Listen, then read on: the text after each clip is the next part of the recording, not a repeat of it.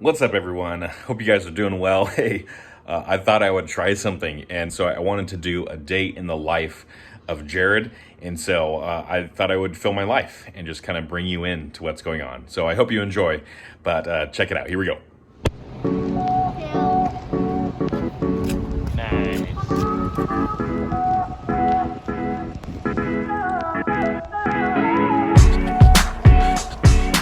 Morning. So every morning, I am a coffee drinker. I don't know if you are. Black coffee is my way to go. I have my little setup here, and I use this bad boy.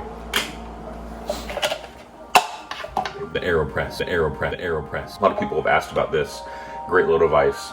I'll show you how it works. Makes delicious coffee. Here we go. Today I'm using Keen Coffee. They are in Orange County. My friends turned me on to them years and years ago. So whenever I'm in the area, I pick up a fresh bag of beans. And this is a dark espresso roast. Not usually my go-to, but it's good anyway. So we'll grind this at a medium grind and get about 40 grams of coffee. So that's what we're gonna do. All right, I just realized, so I got a new coffee scale.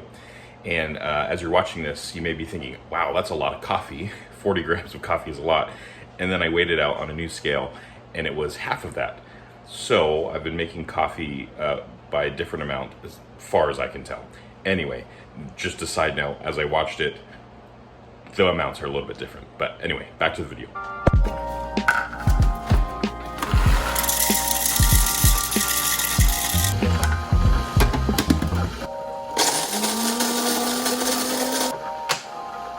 Open this up. It's kind of like a plunger. Put it in about halfway, put it on your scale, turn it on. Drop 40 grams. Too much. Emmy says it's too much apparently. There we are, 40 grams. And here goes a filter. So you put the filter in, then you soak it. You get the filter wet so that it doesn't have a papery taste in your coffee. So we'll set that there. Today, drinking out of my In-N-Out mug. It's pretty cool. Got it when I worked there. Set that to the side. Water's boiling. When the water's done boiling, pour it in. All right, water just finished boiling in my gooseneck kettle. That is one thing you need if you're going to do any sort of like pour over coffee or, you know, not a French press, but the AeroPress. You need a gooseneck kettle, which looks like this. Boom, boom, boom. And so what you do with the AeroPress is you pour about 100, at least the way I do it. There's so many different ways you can do it with an AeroPress, which is great. But you pour in 100 grams of coffee, let it sit, put the lid on, and then you push that into your coffee. So here we go. We'll pour about 100 grams in slowly.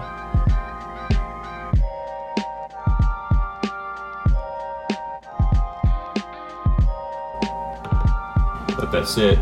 It's called a blooming process. You let it bloom for a little bit. So it gets all the gases out of there. Fancy stuff, fancy stuff, fancy stuff.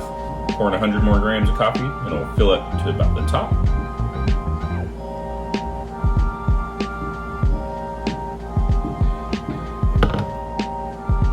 Take it off the scale, let it sit for about 45 seconds or so. After 45 seconds, put the lid on top, screw it on, get your mug, flip this on top of it, and now you push down and the pressure actually makes the coffee, which is cool. It makes it a lot quicker than a French press, which is 4 minutes. This takes about 2 minutes. So now this is a coffee concentrate, and then I'm going to add 250 more grams of hot water, which is going to dilute this to make it however strong I want. So that's the beauty with the AeroPress, is I can add more water to make it less strong, or I can add less water to make it more strong. So it's kind of up to you. And there it is. Cup of coffee every morning. Now let's read. Hi. Fidget spinners, cereal. Bennett and I got haircuts yesterday. Sweet hair, dude. Coffee, reading. Morning routines, they're good for you.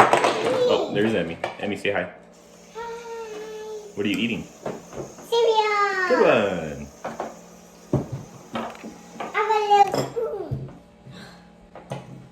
So today it's Saturday, and it's the day before actually our first in-person services since March church service. And but today, unfortunately, I mean it's a bittersweet moment, but we are actually going to be saying goodbye to one of our amazing kids volunteers who has served in our kids ministry for years. She actually got a kids pastor role at another church, and so it's a beautiful thing for her. But we're gonna say bye. It'll be like a drive-by. Everyone's got their masks on. We'll say hi. Right now I'm grabbing some water,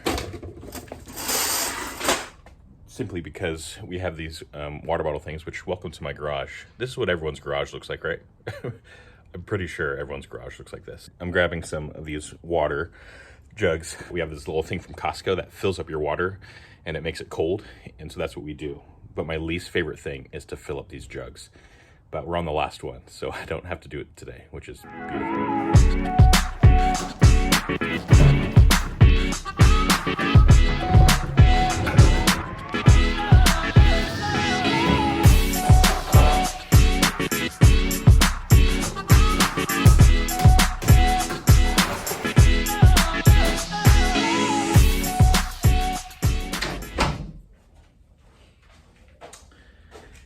All right, we're in my office, and like I said, we were saying bye to one of our amazing kids volunteers who's becoming a kids pastor at a different church in Ohio.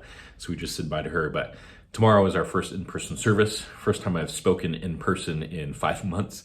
And so I'm doing a little bit of a run through of my sermon right now in my office. And so, yeah, it's good to just go through it. We like to talk it out loud. That's part of our process at our churches. We actually do a run through with a pastor, and they critique us, and then we switch.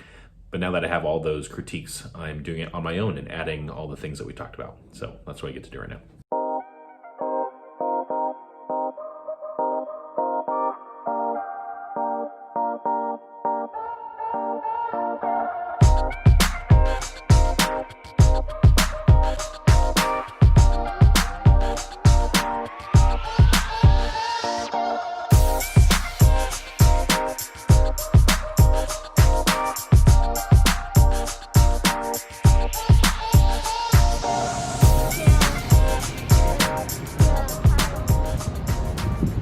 All right, where are you? There you are. Going to the Padres store to exchange a hat. There it is. Petco Park, pretty cool. Love me some baseball. But we're exchanging a hat. Bennett got one for his birthday. And so we're ready to go, right buddy? Yeah! Yeah. Let me see your hat, bud. Nice. Dad.